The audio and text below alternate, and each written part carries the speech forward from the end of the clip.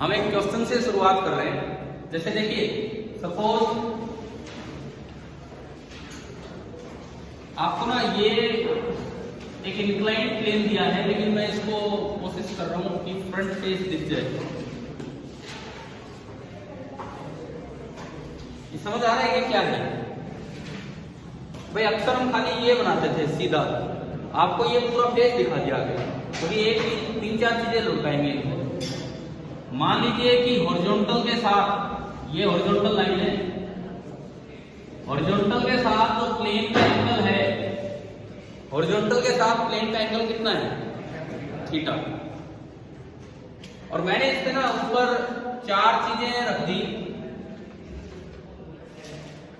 सबसे पहली चीज,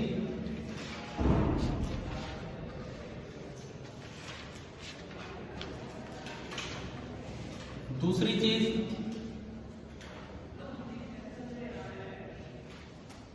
थर्ड,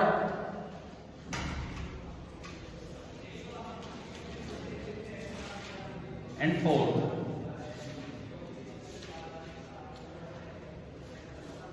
एक बार बताओगे? मैंने तो कोशिश की बनाने की। क्या है? एक तो ये बीच में लाइनें देने का ये मतलब है कि डिस्क या रिंग नहीं है, बल्कि ये 3D में है, स्फीयर है। ये 2 क्यों बनाए? एक को ले लेंगे solid sphere,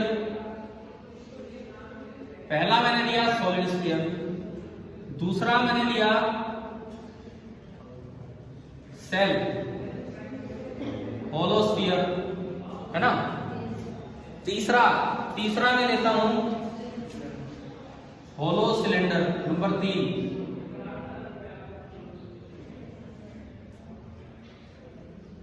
and fourth one, this is the solid cylinder. आप बताओ 4 चीजें क्या ली है? समझ आ गई? और मैं 4 डायग्राम बनाता अलग अलग इंक्लाइन प्लेन, तो मैंने एक इंक्लाइन प्लेन बना दिया, उस पे अगल बगल रख दिए 4 डायग्राम को। था रहेगा, समझिए, लुढ़क के आएंगे नीचे। ठीक है, अब आपको ना रैंकिंग देनी है। तो सबसे पहले आएगा फर्स्ट रैंक। क्या क्या चीज है सुनो। रैंक द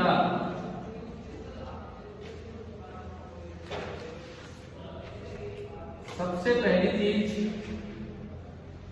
एक्सेलरेशन, जो एक्सेल की एक्सेलरेशन होगी वो।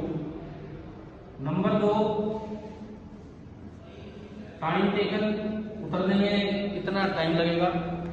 नंबर 3 तीनों की रोलिंग हो रही है, फ्रिक्शन तीनों पे क्या लग रहा होगा उसकी रैंकिंग देनी है। मतलब कौन सा सबसे कम है और कौन सा सबसे ज्यादा, एक ऑर्डर बनाना है। और नंबर 4 और क्या पूछूं मैं आपसे? म्यू मिनिमम जो चाहिए उसकी रैंकिंग देनी है। जस्ट एक बार कल वाले फॉर्मूले रिवाइज करने के लिए हम ऐसा कर रहे हैं, केवल और केवल कल वाले फॉर्मूले रिवाइज करने के लिए सब कर रहे हैं कि क्या होगा क्या नहीं। आप कीजिए।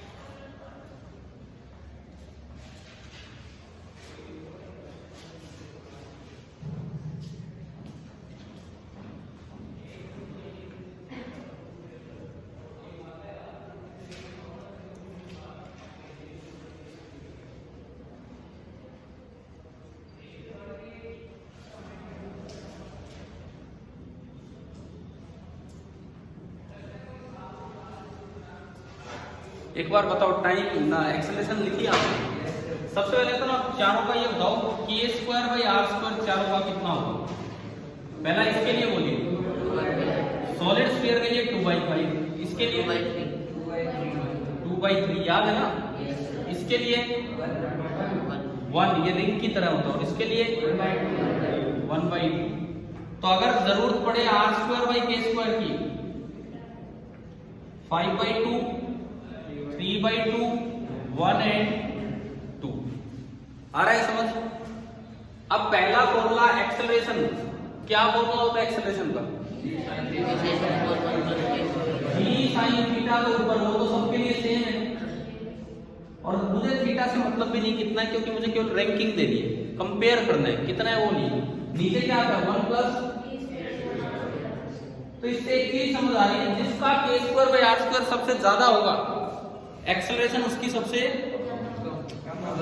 डिनोमिनेटर है ना ये, जिसका k²/r² सबसे ज्यादा होगा एक्सेलरेशन उसकी सबसे कम होगी।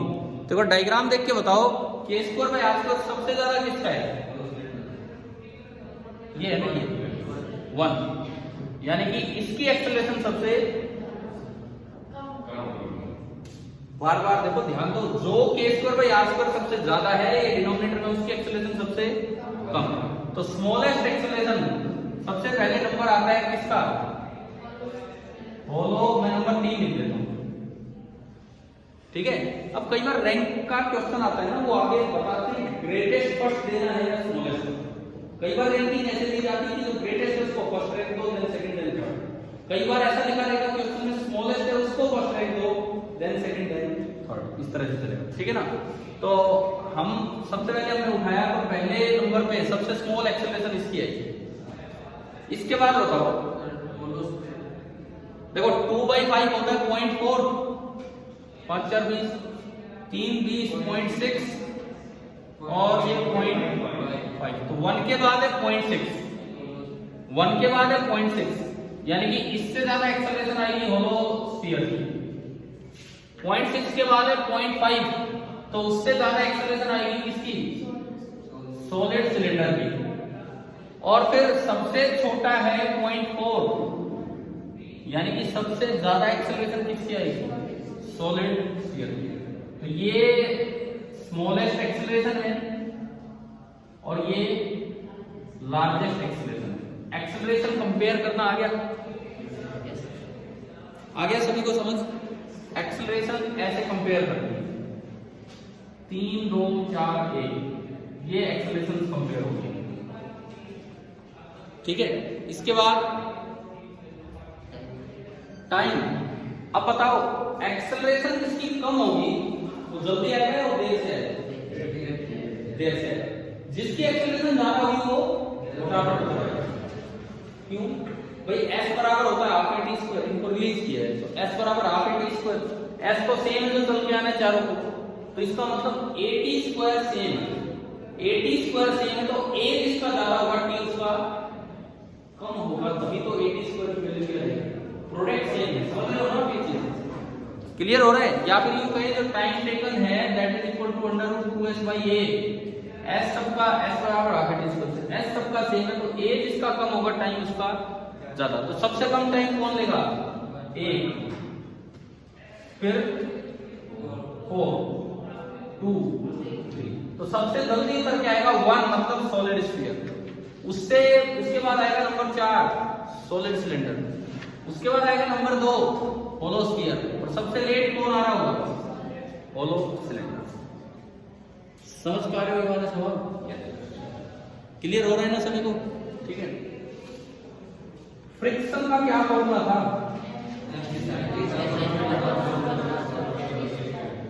mg sin theta upon r²/k²। देखो r²/k² तो पलट गए हो, r²/k² का मतलब ये उल्टे हो गए। अब आप देखोगे तो r²/k² जिसका सबसे ज्यादा है फ्रिक्शन उस पे सबसे कम लगेगा, r²/k² जिसका सबसे ज्यादा है फ्रिक्शन उस पे सबसे कम लग रहा होगा। तो सबसे ज्यादा r²/k² किसके लिए था? सबसे ज्यादा r²/k², ये है ना 2, सॉरी ये उसका उल्टा है ना, एक्सेलरेशन का उल्टा होता है। क्योंकि कारण क्या है, एक्सेलरेशन में हम नीचे क्या लिखते थे?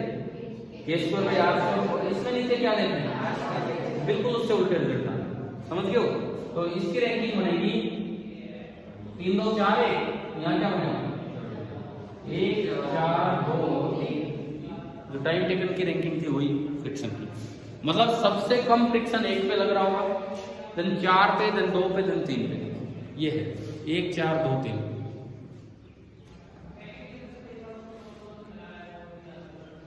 हो गया, समझ आ गया। अब म्यू मिनिमम की भी रैंकिंग देनी है, तो म्यू मिनिमम का क्या फॉर्मूला था? tan theta upon 1 plus. अब आपको ये समझ आ रहा है यार, ऐसा सवाल आ जाए और आपको रिजल्ट याद ना हो तो क्या बार बार कितना टाइम लग जाएगा उन रिजल्ट्स को लाने में? तो इसलिए रिजल्ट समझना भी जरूरी है, रिजल्ट को याद रखना भी जरूरी है। ठीक है, तो आपने ये लगाया tan theta upon 1 plus r square by k square, कितना होगा? जो पिछला था वही इसमें आ रहा है, are square by k square, तो रैंकिंग सेम होगी, यानी कि 1 4 2 8। भाई जब 1 में फ्रैक्शन कम है तो म्यू भी कम चाहिए, 3 में फ्रैक्शन सबसे ज्यादा है तो म्यू की वैल्यू भी ज्यादा चाहिए। आप बताओ क्या ये कंपैरिजन समझ आया कि नहीं आया? क्लियर है ना सभी को? मतलब मैंने तो एक सवाल में ही चारों चीजें ले ली है। अब रिंग आ जाए वो यही है, डिस्क आ जाए वो यही है, उनमें कोई डिफरेंस नहीं। जस्ट एक बार कल वाले फॉर्मूले रिवाइज करने के लिए हमने आज की शुरुआत यहां से की। अब मैं आ रहा हूं क्वेश्चन नंबर 26 पे, जो सबसे मतलब एक इंटरेस्टिंग क्वेश्चन बना हुआ आपके लिए। कल आंसर में मैंने ली है इसीलिए कि आप सोचें कि क्या है क्या नहीं। बीच वाले सवाल तो हो गए होंगे या कोई डाउट है? क्योंकि मैंने उनके आंसर तो दे दिए थे, तो आपको पता लग गया होगा कितने हुए कितने नहीं हुए आपसे। कोई नहीं, पहले हम बिठा दो मैं इसको।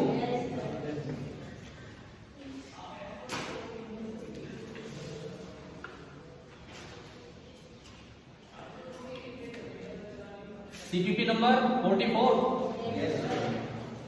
शुरुआत हम कर रहे हैं क्वेश्चन नंबर 26 से। देखिए आप अपने पेपर में क्या है क्या नहीं, सबके पास है ना ये असाइनमेंट? इसे पूरा कीजिए जल्दी ताकि अगला किया जा सके sir.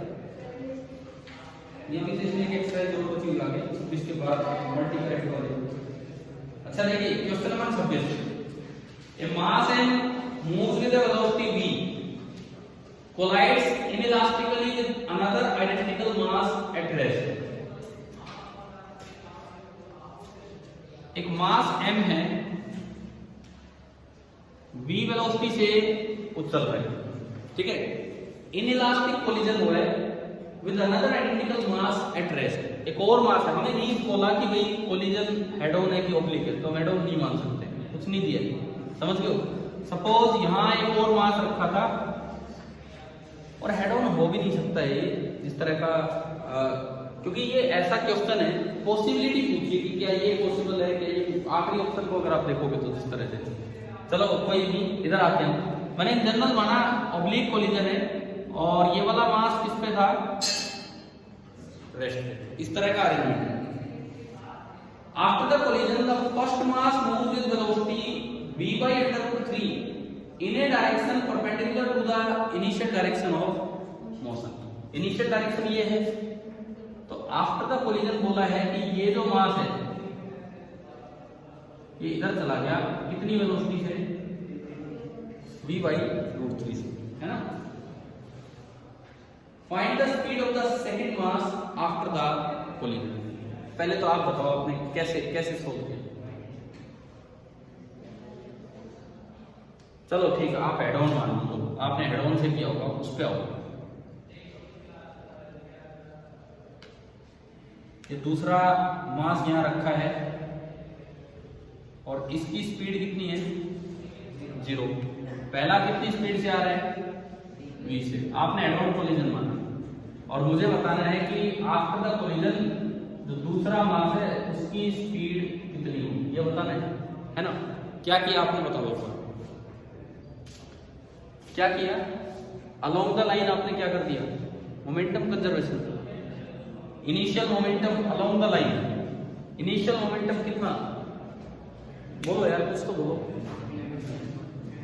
mv + 0। Along the line mv plus 0, final momentum कितना, अलोंग द लाइन में लगा रहा हूं, अलोंग द लाइन कितना होगा,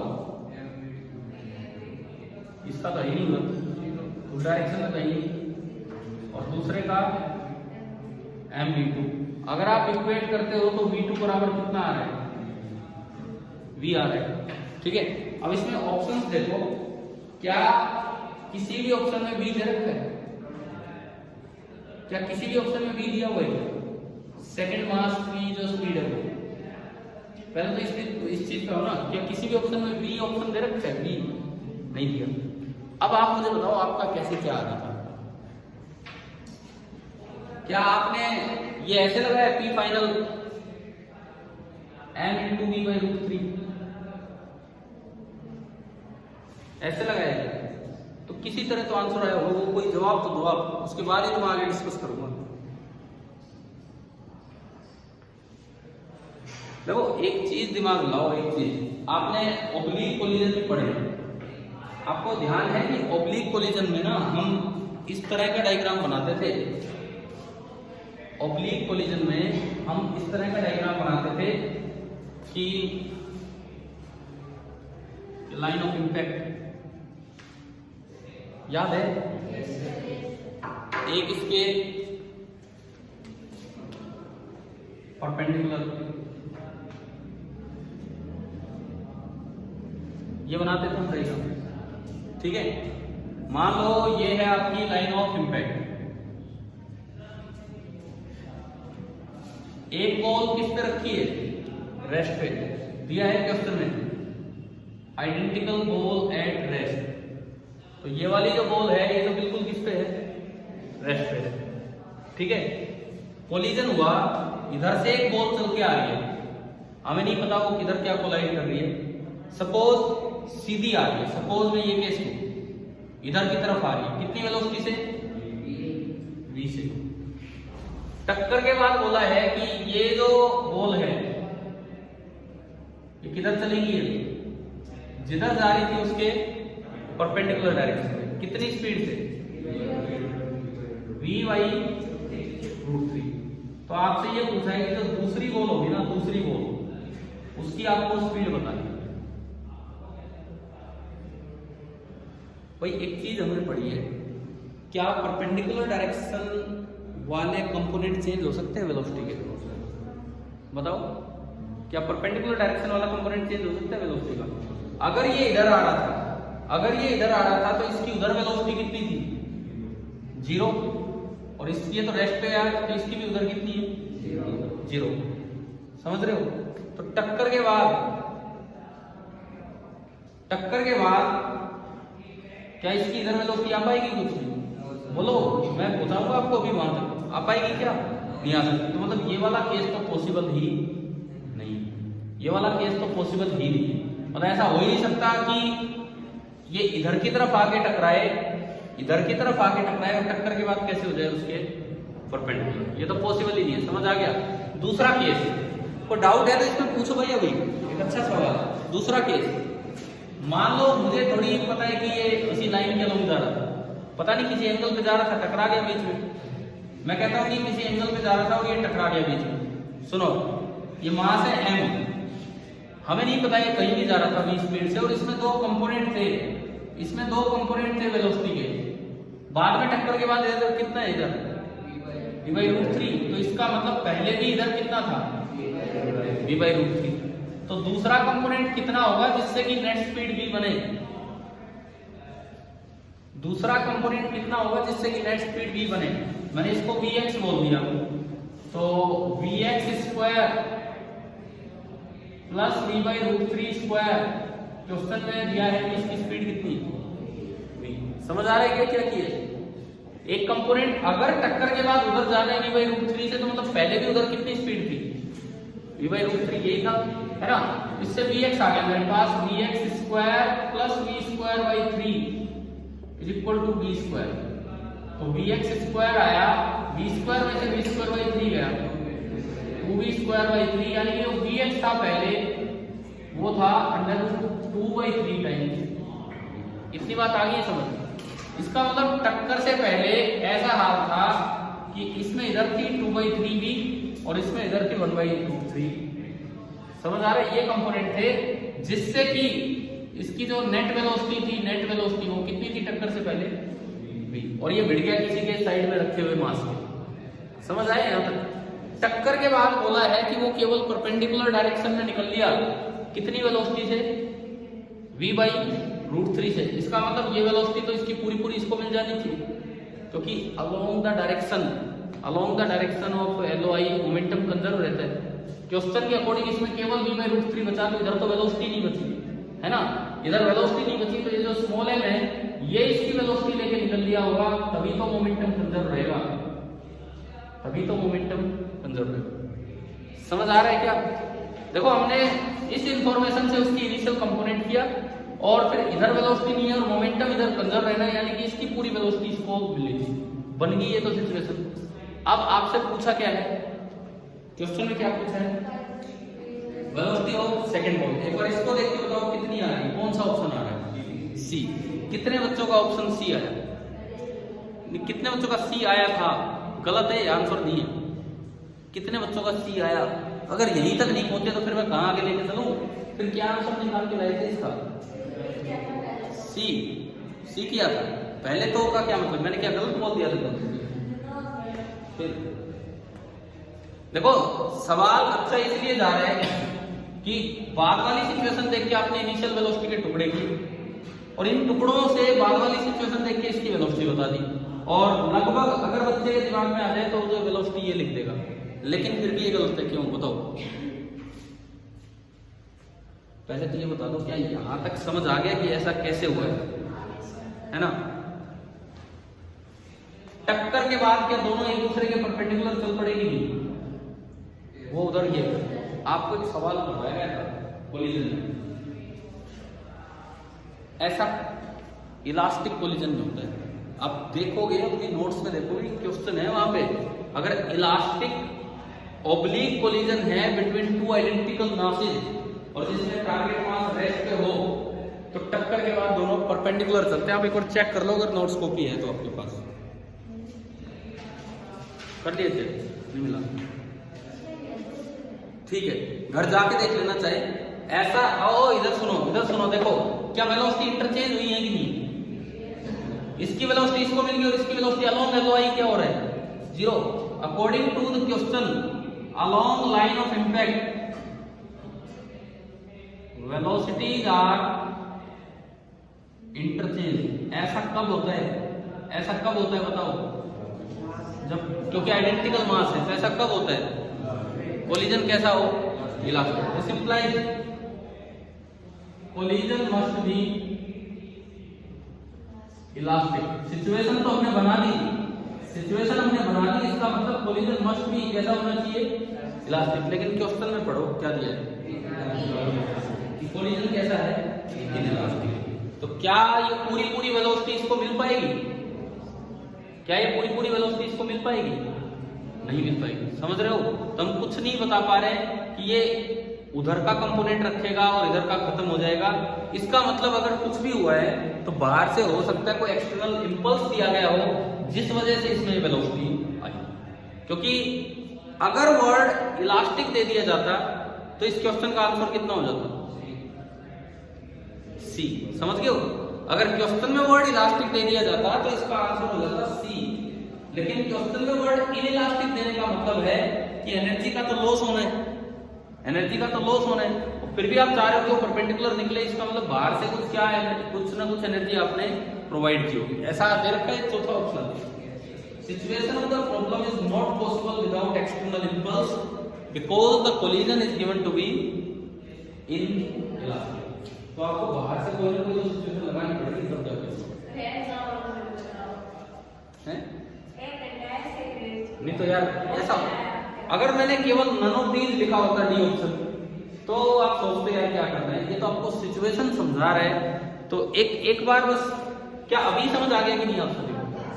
और इसके साथ मेंशन कर लो कि अगर इलास्टिक कोलिजन होता, इफ द कोलिजन और elastic, if the collision were elastic then answer is C. The answer would be C. अगर इलास्टिक कोलिजन होता तो आंसर आपका सी होता।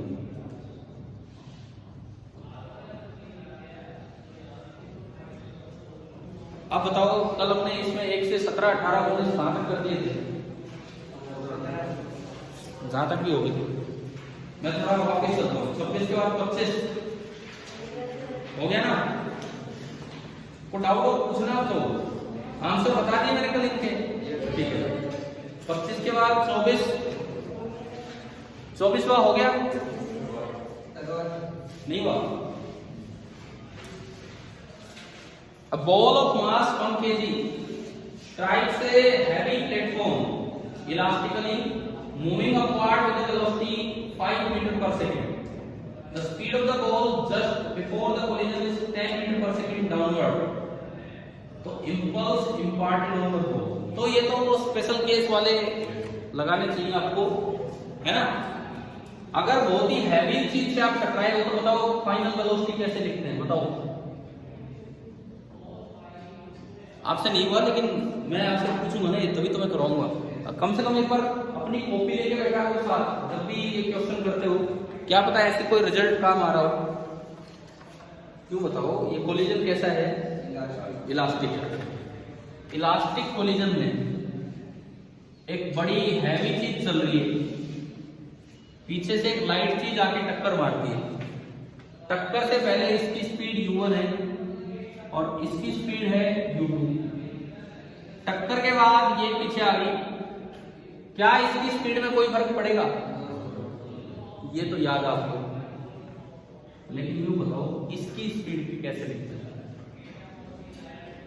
जिनसे हो गया उनसे भी पूछ रहा हूं, क्योंकि सवाल में यही तो पूछा है कि impulse imparted by the platform on the ball, कि प्लेटफॉर्म ने कितना बॉल का मोमेंटम चेंज करवा दिया, ये आपको बताना है। और ये दिखा रखा है कि जो ये क्वेश्चन पे मैं आऊं, क्वेश्चन पे मैं अगर आऊं तो ये प्लेटफॉर्म है, ये बॉल की तरफ आ रहा था कितनी स्पीड से? 5 से। और बॉल प्लेटफॉर्म की तरफ जा रही थी कितनी स्पीड से? 10 मीटर पर सेकेंड से। और बॉल का मास कितना है? 1 kg। After the collision platform पे तो कोई फर्क पड़ना ही नहीं है ना, ये तो इससे चलेगा। आप ये बताओ कि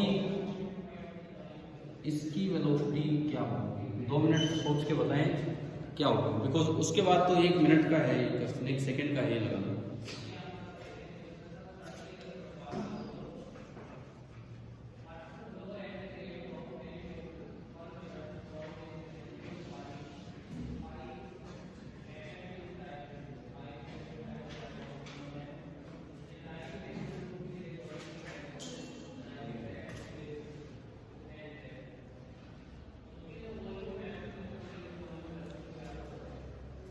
कोलिजन की कॉपी है,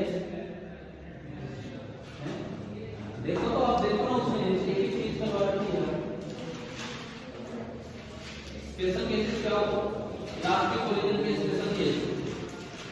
अगर ये काम अब थोड़ी ये घर पे काम करना चाहिए ना कॉपी लेके। इलास्टिक कोलिजन के स्पेशल केस आप ये वाले target body is very heavy. अगर टारगेट बॉडी वेरी हैवी है तो V2 is nearly equal to U2 and V1 is nearly 2U2 minus U1, 2U2 minus U1, इसमें बता रखा है। तो टारगेट बॉडी रेस्ट पे है तो V2 बाद में भी 0 ही रहेगा एंड V1 जो है that will be nearly minus U1। Last collision कहने बताओ, इसमें अभी भी नहीं आ रहा कैसे? किस किस से हुआ है? एक तो वो बताएं। वो तो कहते हैं लेकिन फिर किया कैसे, वो भी तो बात है ना। ऐसे नहीं, सुनो बात सुनो, आप लोग घर जाके कम से कम एक बार, नहीं तो फिर फायदा क्या हो रहा है सवाल देने का। Special cases of elastic collision revise करेंगे, केवल रिजल्ट्स, मैं उनके प्रूफ नहीं बोल रहा हूं, केवल रिजल्ट्स। उससे क्या करोगे? इसकी वेलोसिटी लिखोगे और उससे लिखोगे इंपल्स। भाई आपका डाउट आप करोगे ये काम? ठीक है, फिर भी नहीं होता है तो आप पूछेंगे। इसके बिना यूं समझाने का कोई मतलब नहीं है। और होती है क्वेश्चन नंबर 20, जो पूछना है उसमें उसी पे आ रहा हूं। 23वां सवाल किससे हुआ है? हो गया आपका? यार ऐसा है, देखो मुझे बार बार ये लग रहा है आप नोट्स ही नहीं देख रहे हो। अगर ये डाउट करवा रखा नहीं है तो भाई, जब ये कोई एग्जाम नहीं हो रहा है, आपसे नहीं हुआ सवाल तो आप अपनी कॉपी खोलिए तो सही। आपको रिजल्ट्स याद नहीं है तो फिर कैसे इन सवालों पे आप उतरेंगे बताओ? फिर यूं थोड़ी फायदा है कि बार बार वही सारी की सारी चीजें उतरें। कोलिजन के कोई भी सवाल में मुश्किल नहीं है। ये जो क्वेश्चन है ना बार बार 8-10 जो हमने कल छोड़े थे, मैंने 1 से लेके 17-18 तक सारे करवा दिए। 19वां भी करवा दिया था डिस्कस, 20वां भी हो गया था। ठीक है, और कोई पूछना है 26 तक? नहीं।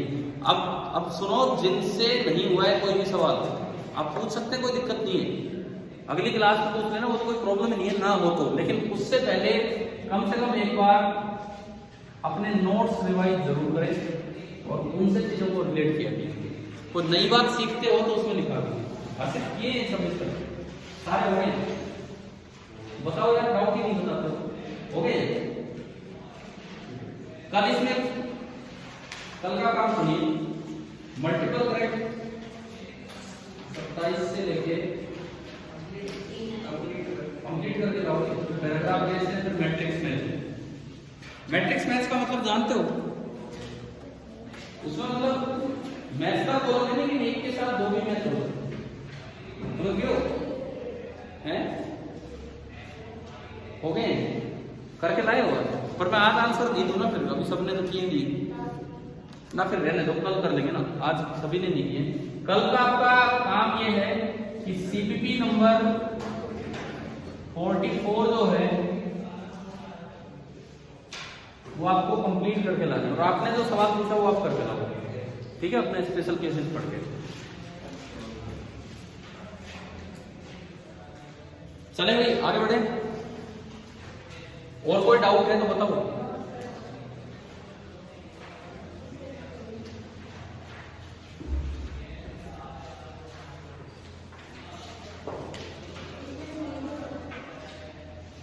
शीट में आपको भूल गया, और कोई डाउट है तो बताओ कहीं भी।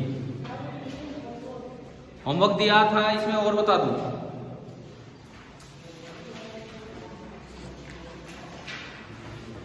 सीट में हम 31 तक आ चुके हैं। 1 से लेके 31 तक हमारे हो चुके हैं।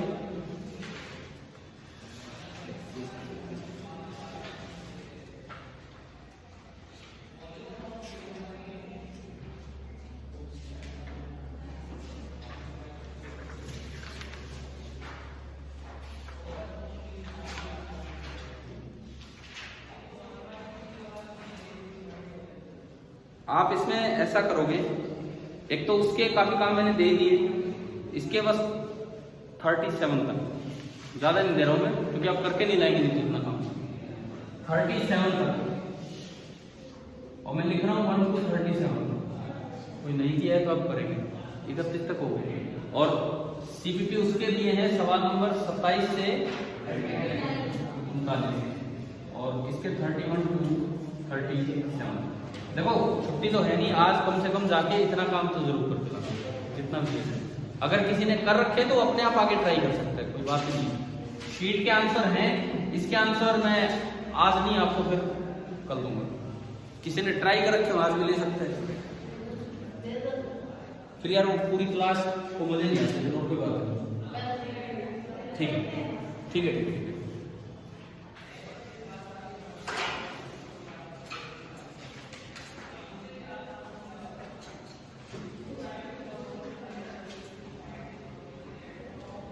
चलिए अपनी नोटबुक निकालो, फेयर नोटबुक जो भी है उसमें आगे काम स्टार्ट करो।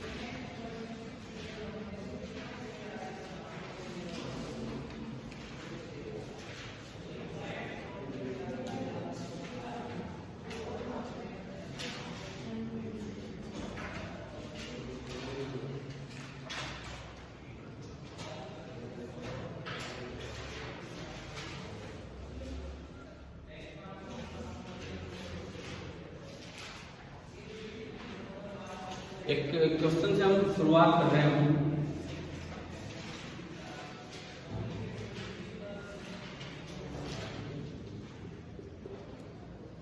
ये ऊपर कोई जैसे सीलिंग है, छत है, और ये सिलेंडर है,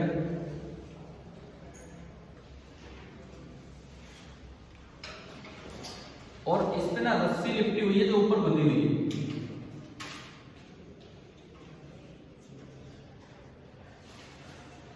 समझ गए किस तरह के रहेंगे? ऐसे ही इधर भी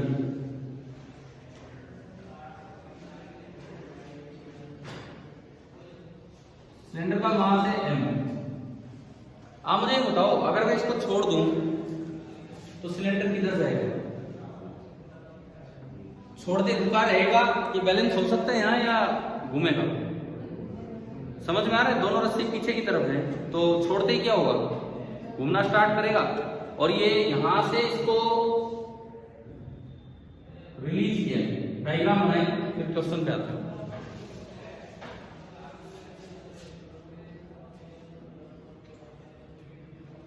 ये सिलेंडर होलो है कि सॉलिड है? ये यहां से पता लगता है। क्या मैंने यहाँ पे तो बनाए हैं? नहीं बनाए हैं ना यहाँ पे, नहीं तो क्योंकि हम दिखा सकते हैं, तो मैं लिख नहीं देता हूँ और क्लियर कर देता हूँ। ये एक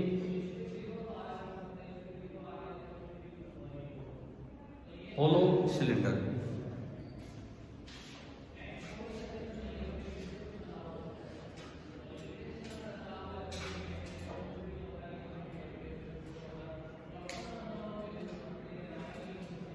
आपको इसमें क्या निकालना है वो लिखिए। बना दिया diagram? Calculate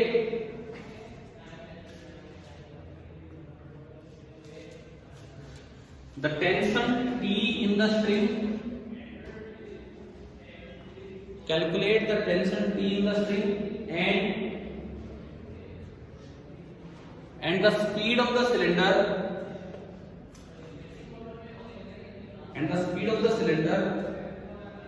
as it falls through a distance L, small l, as it falls through a distance L। ये आपको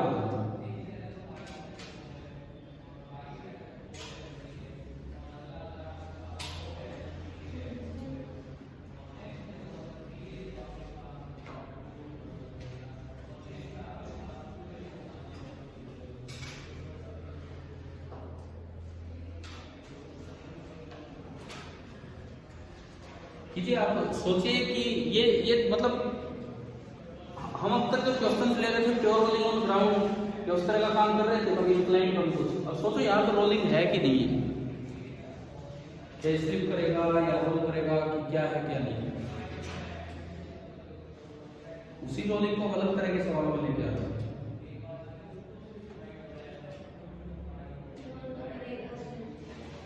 क्यों करेगा? कारण क्या है? सुनो, रस्सी के ये एंड फिक्स है, रस्सी का ये एंड फिक्स है, तो रस्सी के इस एंड की स्पीड कितनी होगी? 0 होगी ना। रस्सी के इस एंड की जो स्पीड है, जो सिलेंडर के साथ कांटेक्ट में, उसकी स्पीड कितनी है? 0। तो सिलेंडर घूमेगा, लेकिन जो एंड सिलेंडर का रस्सी के कांटेक्ट में हुआ, उसकी स्पीड कितनी रहेगी? 0 ही रहेगी। वो उसके तो कांटेक्ट में है, बाकी हिस्सा घूम रहा होगा, लेकिन वो हिस्सा रेस्ट पे ही रहेगा। इसका मतलब ये दिस इज इक्विवेलेंट टू, ये कौन सी सिचुएशन है? Pure rolling. मतलब कैसे? सिलेंडर पूरा घूम रहा है, सिलेंडर पूरा घूम रहा है, लेकिन यहाँ जो हिस्सा पीछे रस्सी के साथ अटैच है, वो केवल नीचे की तरफ खुलेगा। यानी कि उस पॉइंट की स्पीड कितनी रहेगी उस समय? 0। रस्सी स्लिप नहीं करेगी, इस पे स्लिप नहीं करेगी, ये खुलता चलेगा, खुलता चलेगा। तो जो आखिरी पॉइंट है, पीछे वाले पॉइंट, क्योंकि रस्सी की स्पीड 0 है। क्यों 0 है? क्योंकि रस्सी किससे अटैच है? छत से। रस्सी की स्पीड 0 है, तो जो सिलेंडर है उसकी भी बॉटम पॉइंट की स्पीड कितनी होगी? 0 होगी, और बाकी पॉइंट मूव करते रहेंगे और ये खुलता चलेगा। तो अगर प्योर रोलिंग है तो V बराबर ओमेगा R की होता है, लेकिन साथ ही साथ हमारे दिमाग में एक और भी चीज आती है। मान लो एक्सेल की एक्सेलरेशन कितनी है? a0। एक्सेल की एक्सेलरेशन है a0, और ये घूम ही रहा है। अल्फा एक्सेलरेशन से। ऐसे क्यों घूम रहे हैं? देखो इस पे टॉर्क की तरह देखो आप, सुनो, mg तो सेंटर से पास हो रहे हैं, लेकिन क्या टेंशन सेंटर से पास हो रही है? टेंशन तो किधर से पास हो रही है? पीछे से। तो वो सेंटर के अबाउट इसको यूं घुमाना चाह रही है, समझ रहे हो? पीछे सिलेंडर है, पीछे टेंशन है, तो सेंटर वाला जो एक्सिस है उसके अबाउट वो यूं घुमाना चाह रही है, तो जो अल्फा बनेगा ना वो यूं बनेगा। क्लियर है? अब उस पॉइंट पे आओ, सिलेंडर का पीछे वाला हिस्सा जो रस्सी के कांटेक्ट में है, सिलेंडर का पीछे वाला हिस्सा जो रस्सी के कांटेक्ट में है, उस पॉइंट को देखिए, अल्फा यूं तो यूं, तो टेंजेंशियल एक्सेलरेशन उसकी ऊपर की तरफ कितनी होगी? Alpha r. देखो एक दोबारा सुनो, ये जो सिचुएशन है, मतलब मैं कर क्या रहा हूं इस सवाल में, प्योर रोलिंग अपने ग्राउंड पे पड़ रही, टायर पे पड़ रही। अब और किसी सिचुएशन में कहां पे वो अप्लाई किया जा सकता है? तो ये जो व्हील है, ये व्हील नहीं, ये जो सिलेंडर है, ये यूं घूम रहा है, यूं। इस पे टॉर्क कैसे बन रहा है? पीछे की तरफ से टेंजेंशियल फोर्स लग रहे हैं, उनका टॉर्क है, तो वो यूं अल्फा देंगे। सेंटर के अबाउट वो यूं घुमा रहे हैं इसको, तो जो अल्फा आएगा वो यूं आएगा ना। अल्फा अगर यूं आएगा तो हर पॉइंट पे टेंजेंशियल एक्सेलरेशन होगी alpha r, alpha into r, और पीछे वाले पे अल्फा इंटू आर ऊपर। एक और भी एक्सेलरेशन होगी सेंटर की तरफ, वो होगी ओमेगा स्क्वायर आर, उस पर कोई मतलब नहीं होगी। टेंजेंशियल डायरेक्शन में उसकी एक्सेलरेशन कितनी है? Alpha into r. समझ आ रहा है? ड्यू टू ट्रांसलेशन सभी पॉइंट्स में नीचे की तरफ एक एक्सेलरेशन है कितनी? एनो। तो जो बॉटम मोस्ट, सॉरी, जो पीछे वाला पॉइंट बना है, पीछे वाला पॉइंट, उसमें 3 एक्सेलरेशन होगी। ड्यू टू रोटेशन तो अल्फा आर ऊपर और एक सेंटर की तरफ ओमेगा स्क्वायर आर, लेकिन ड्यू टू ट्रांसलेशन उसमें ए नॉट नीचे, और प्योर रोलिंग है तो ये दोनों क्या मिलनी चाहिए? इक्वल। समझ आ रहा है क्या आपको? समझ आ रही है? ठीक है। एक एक्सेलरेशन और है अंदर की तरफ, सेंटर की तरफ, पीछे वाले पार्ट के सेंटर की तरफ, वो है ओमेगा स्क्वायर आर। लेकिन प्योर रोलिंग के लिए टेंजेंशियली उसके भाग में a naught is equal to alpha R, तो अल्फा कितना हो गया है? अल्फा आपका होगा ए नॉट बाई आर। बताओ भाई ये समझ आया कि नहीं आया? A naught is equal to alpha R, तो अल्फा आपका बना ए नॉट बाई आर। अब आप दो इक्वेशंस बनवाओ, एक टॉर्क की equation about the central axis और एक फोर्स की इक्वेशन, सारा मास सेंटर मास पे रखते हुए। पहले टॉर्क की इक्वेशन बनाओ।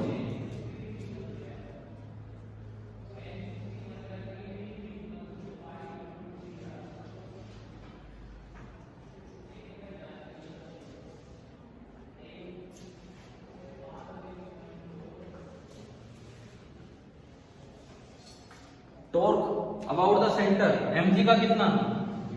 0। मान लो इसका रेडियस r है, सपोज इसका रेडियस r है, तो पीछे वाले का कितना होगा?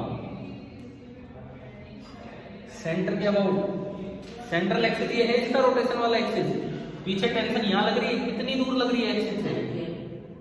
टेंशन जो है एक्सिस से कितनी दूर लग रही है? r, जितना इसका रेडियस है। तो एक पॉइंट के अबाउट लोगे तो t इंटू r होगा, t इंटू r होगा।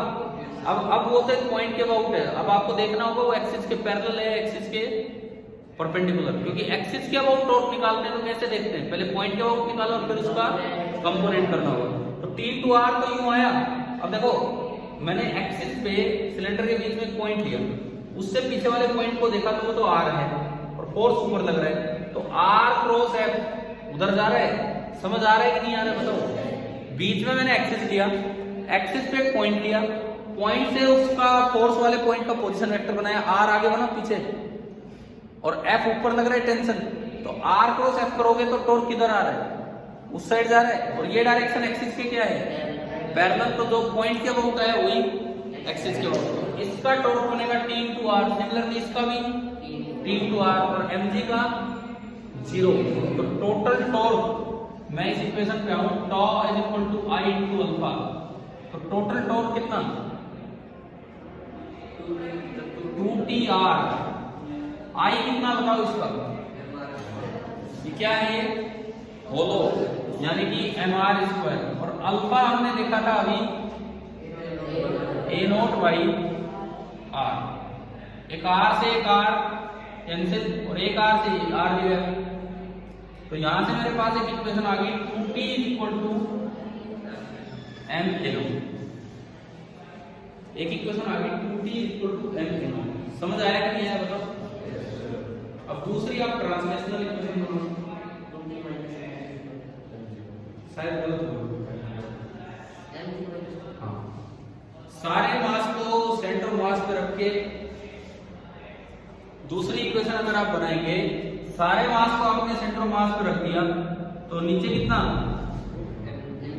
mg, ऊपर कितना 2t और एक्सेलरेशन ऑफ सेंटर कितनी है n।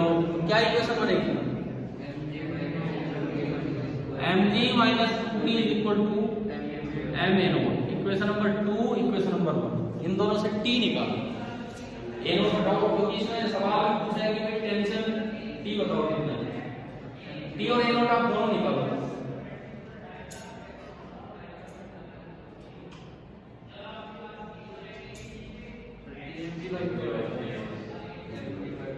t आएगा mg/4।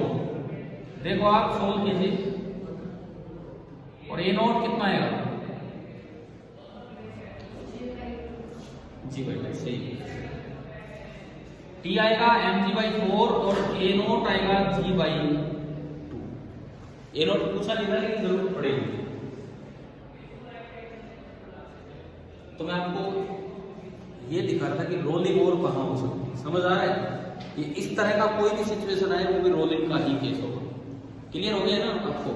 ग्राउंड पे रोलिंग है वो एक अलग चीज है, मूविंग प्लेटफॉर्म पे रोलिंग है वो भी एक बार पड़ी थी, लेकिन इस तरह से भी रोलिंग हो जाती है। अब एक और भी तो पार्ट पूछा आपसे। क्या पूछा है? स्पीड ऑफ द सिलेंडर जब वो एल लेंथ चल चुका है। ये काइनेमेटिक्स का क्वेश्चन कीजिए।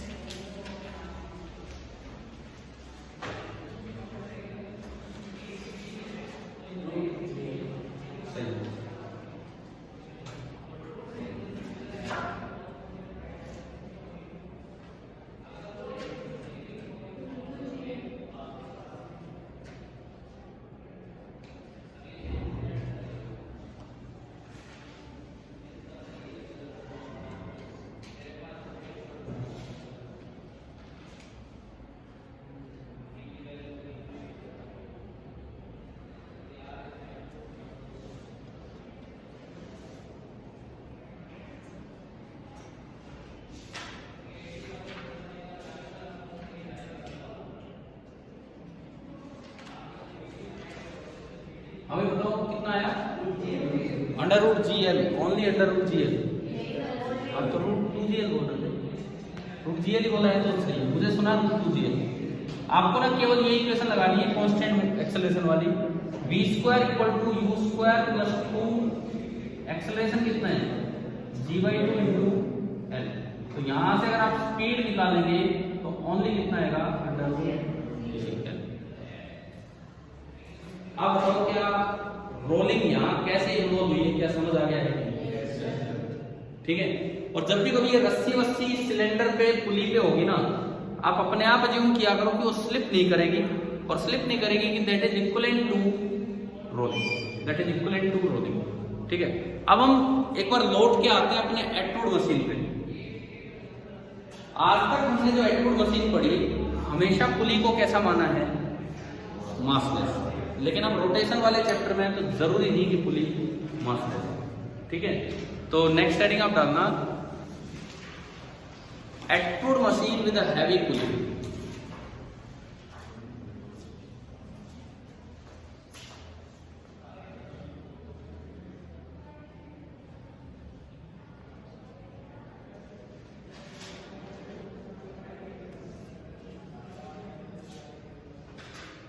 एटवुड मशीन विद हैवी पुली।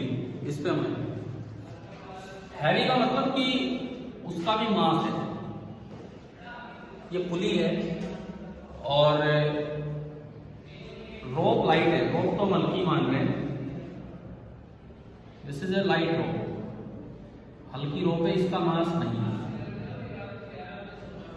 और दोनों साइड आपने मासेज अटैच किए, एक M1 और एक M2। मान लो पुली का जो रेडियस है दैट इज आर, पुली का रेडियस हमने माना आर है। अगर पुली मास वाली नहीं होती तो एक्सेलरेशन का क्या फॉर्मूला होता है? एक पुली और मासलेस, अगर पुली में कोई मास नहीं होता तो एक्सेलरेशन का क्या फॉर्मूला होता है? मान लो m2 भारी है, सपोज मैं कहूं ये इधर आ रहा है, ये इधर आ रहा है, क्या फॉर्मूला होता? याद है कि नहीं हमें? बताओ भाई, है ना ये? लेकिन अब आपको दिया है कि पुली का भी कुछ मास है, ये सेंट्रल एक्सिस है जिसके अबाउट पुली घूमेगी, मास है तो कुछ मोमेंट ऑफ इनर्शिया भी होगा, है ना? डिपेंड करेगा ये डिस्क है, रिंग है, कैसी है पुली, समझ रहे हो ना ये चीज? मान लो मैं मास के चक्कर में नहीं जा रहा, मैंने लिख दिया कि जो पुली का मोमेंट ऑफ इनर्शिया है, पुली का मोमेंट ऑफ इनर्शिया इस एक्सिस के अबाउट मैंने कितना मान लिया, जैसे डिस्क होगी तो mr²/2 हो जाएगा, समझ लो? वो तो हम करते रहेंगे। अब उस एक्टिव मशीन और इस एक्टिव मशीन में क्या फर्क है? मासलेस तो है नहीं क्योंकि मोमेंट ऑफ इनर्शिया दे दिया तो मास तो होगा ही होगा। रस्सी अब भी लाइट है, तो आप बताओ यहां और यहां टेंशन सेम होगी कि डिफरेंट होगी? यहां पे और यहां पे सेम, क्योंकि अगर रस्सी का मास होता तो उसका वजन बढ़ता, उससे टेंशन चेंज होती। यहां और यहां सेम, यहां और यहां डिफरेंट। अब सुनो, अब क्यों डिफरेंट? क्योंकि यहां और यहां जो टेंशन का डिफरेंस है वही पुली को घुमाएगा। अभी समझाऊंगा मैं आपको। पुली में अगर मास है ना, पुली में अगर मास है, आप अगर इसको घुमा रहे हो, देखो सुनो, मैं कह रहा हूं ये नीचे आ रहा है ए एक्सेलरेशन से, ये ऊपर जा रहा है ए एक्सेलरेशन से, तो अगर ए एक्सेलरेशन है तो पुली में भी एक एंगुलर एक्सेलरेशन है, पुली में भी एक एंगुलर एक्सेलरेशन है जो हम क्या बोलते हैं? अल्फा। पुली घूम रही है तो उसमें भी एक एंगुलर एक्सेलरेशन है अल्फा, क्योंकि ये पॉइंट एक्सेलरेट कर रहे हैं, ये पॉइंट एक्सेलरेट कर रहे हैं और रस्सी स्लिप नहीं होती पुली पे। अगर रस्सी स्लिप नहीं होती है तो ये पॉइंट एक्सेलरेट कर रहा है, ये पॉइंट एक्सेलरेट कर रहा है, इसका मतलब ये पॉइंट भी टेंजेंशियली एक्सेलरेट कर रहा होगा। क्यों? क्योंकि पुली के रिस्पेक्ट में मैंने आपको पढ़ाया था मूविंग सरफेस पे भी रोलिंग हो सकती है, एक आध केस किया होगा ना, मूविंग सरफेस पे रोलिंग हो जाती है, काइनेमेटिक्स के टाइम बताया हुआ है उसमें। तो ये वही केस है, रस्सी भी मूव कर रही है और पुली भी मूव कर रही है, लेकिन ये रोलिंग केस है, ये एक दूसरे पे स्लिप नहीं करेंगे। अब पुली में एक्सेलरेशन है कि नहीं बताओ एक बार देख के, पुली में एक्सेलरेशन है या नहीं? पुली से पहले आप रस्सी में बताओ एक्सेलरेशन है या नहीं? रस्सी का ये हिस्सा ऊपर जा रहा है ए से, यानी कि रोप का ये जो हिस्सा है, रोप का ये जो पार्ट है ये आगे बढ़ रहा होगा कितनी एक्सेलरेशन से? ए से। और अगर रोलिंग केस है, स्लिपिंग नहीं है, तो टेंजेंशियल डायरेक्शन में दोनों की एक्सेलरेशन, रस्सी की और पुली की, दोनों की एक्सेलरेशन क्या होनी चाहिए? सेम होनी चाहिए। इसका मतलब इसमें भी कुछ अल्फा मिलेगा, क्योंकि इसमें अगर अल्फा होगा तभी तो टेंजेंशियल डायरेक्शन में एक एक्सेलरेशन होगी, क्या? Alpha into r. अब सुनो, अल्फा लाने के लिए तो टॉर्क चाहिए ही, क्योंकि tau is equal to I into alpha. mg का टॉर्क है नहीं इसका, क्योंकि वो सेंटर से पास हो रहा है, तो टॉर्क तो दो टेंशंस का आएगा, एक T इंटू आर इधर वाला और एक T इंटू आर इधर वाला। अब ये जो टेंशन लगेगी ये तो टॉर्क देगी क्लॉकवाइज, और ये जो टेंशन लगेगी ये टॉर्क कैसे देगी? Anti clockwise. और नेट टॉर्क कैसे आना चाहिए? क्लॉकवाइज की एंटी क्लॉकवाइज? एंगुलर एक्सेलरेशन यूं है क्लॉकवाइज, तो ये टॉर्क बड़ा होगा और ये टॉर्क छोटा है, दूरी बराबर, तो इसका मतलब ये जो टेंशन है T2 वो बड़ी होगी और T1 छोटी होगी। समझ आ रहा है? पीछे जो आप एक्टिव मशीन पढ़ते थे, क्या पूरी रस्सी में एक ही टेंशन मान लेते थे कि नहीं बताओ? ध्यान रखो। लेकिन अब क्योंकि पुली का मास है और उसको अल्फा देना पड़ेगा। अगर मासलेस चीज होती तो बिना टॉर्क के भी अल्फा आ जाता है। कैसे? Tau is equal to I into alpha होता है। अगर मासलेस है तो मोमेंट ऑफ इनर्शिया कितना होगा? अगर मासलेस है तो मोमेंट ऑफ इनर्शिया 0, तो चाहे अल्फा नॉन जीरो हो लेकिन आई जीरो है तो इसके टॉर्क कितना होगा? जीरो। और टॉर्क जीरो तो सेम टेंशन से काम चल जाता है, टी आर इधर कट गए, समझ रहे हो? तो अगर ये मासलेस है तो दोनों साइड टेंशन क्या होगी? सेम। मास वाली है यू घूम रही है तो उधर टेंशन ज्यादा होगी, इधर टेंशन कम। पहले बताओ क्या ये इतना समझ आया कि नहीं है? ठीक है, मतलब उसी रोलिंग को कभी हम सिलेंडर पे ले आए, कभी पुली पे ले आए, जो रोलिंग आप सिंपल ग्राउंड पे पढ़ रहे थे। समझ आ रहा है? अब स्टार्ट करते हैं काम। इधर हमने टेंशन मानी T1 T2, इधर T1, कौन ज्यादा होगा? T2। आप ये सुनो, ये जो रस्सी है ना, रस्सी ये जा रही है a एक्सेलरेशन से, ये रस्सी जा रही है a एक्सेलरेशन से, इधर भी रस्सी आ रही है a एक्सेलरेशन से, और रस्सी स्लिप नहीं हो रही है पुली पे। इसका मतलब पुली की भी टेंजेंशियल डायरेक्शन में एक्सेलरेशन ये होनी चाहिए, और पुली की टेंजेंशियल डायरेक्शन में एक्सेलरेशन तभी होगी जब उसमें अल्फा हो, और वो टेंजेंशियल एक्सेलरेशन क्या होगी? Alpha into r. और अगर ये रोलिंग मोशन है, मतलब कोई स्लिपिंग नहीं है, तो बताओ इन दोनों में क्या रिलेशन होगा? बताओ, अगर रोलिंग है स्लिपिंग नहीं है तो इसके रिस्पेक्ट में, रस्सी के रिस्पेक्ट में पुली की एक्सेलरेशन टेंजेंशियल कितनी होनी चाहिए? जीरो। अगर ये स्लिपिंग नहीं है, टेंजेंशियल डायरेक्शन में कोई स्लिपिंग नहीं है, इसका क्या मतलब है कि जितनी टेंजेंशियल डायरेक्शन में रस्सी की एक्सेलरेशन हो उतनी ही टेंजेंशियल डायरेक्शन में किसकी एक्सेलरेशन होनी चाहिए? पुली की। समझ रहे हो क्या? देखो, अगर आप ग्राउंड पे रोलिंग दिखाते हो ना, ग्राउंड पे रोलिंग, तो आप बोलते थे कि टेंजेंशियल डायरेक्शन में लास्ट पॉइंट की वेलोसिटी जीरो इसलिए क्योंकि ग्राउंड की खुद की वेलोसिटी कितनी बोल देते हैं? जीरो। अगर आप रोलिंग सरफेस पे, मूविंग सरफेस पे रोलिंग दिखाते हो तो आप बोलते थे कि बॉटम पॉइंट की वेलोसिटी उतनी हो जितनी की सरफेस की। बोलते थे कि नहीं? किया ये वाला काम। तो अब ये देखो, हम रोलिंग ले रहे हैं लेकिन दोनों चीजें चल रही है, ऐसा नहीं कि एक चीज रेस्ट पे, दोनों चीजें चल रही है। अभी पीछे सिलेंडर वाला काम किया, उसमें रस्सी किस पे थी? रस्सी का वो बॉटम पॉइंट रेस्ट पे। बताया था मैंने कि रस्सी ऊपर अटैच है, रस्सी ऊपर अटैच थी, तो उसमें तो रस्सी किस पे थी? रेस्ट पे। तो वो तो ऐसा केस हो गया जैसे ग्राउंड पे सिलेंडर चल रहे, समझ रहे हो? लेकिन ये ऐसा केस हो गया जैसे पुली मूविंग सरफेस पे चल रही है, क्योंकि रस्सी खुद आगे जा रही है कितनी एक्सेलरेशन से? ए से।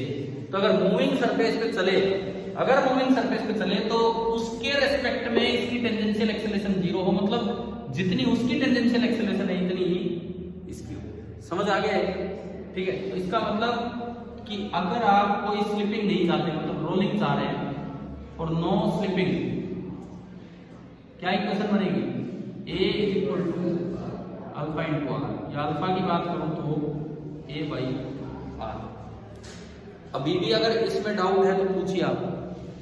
रोलिंग कैसे, इन चीजों में रोलिंग ढूंढ रहे हैं वो मैं बता रहा हूं आपको।